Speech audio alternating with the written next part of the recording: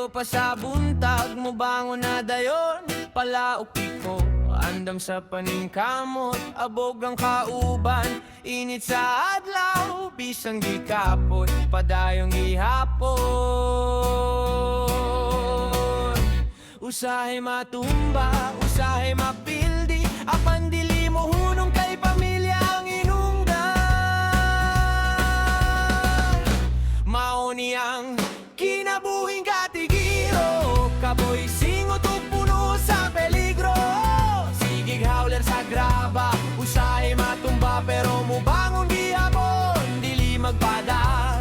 Ug kung adlaw na sa sweldo, abo lang kapoy ni sinausab, kayang paningkamot dili gayud kawang. Mamakauban sa baang katawa, bisan di kapoy nagihapoy lingaw. Ang bugat nga trabaho mahimong sayon, kung magkahiusa ang tanan sa paningkamot. Dili mandato nga among kinabuhi, apan limpyo ang among panginabuhi. Sa matag singot nga natulos sa yuta, nagdala og mga masayag para sa pamilya.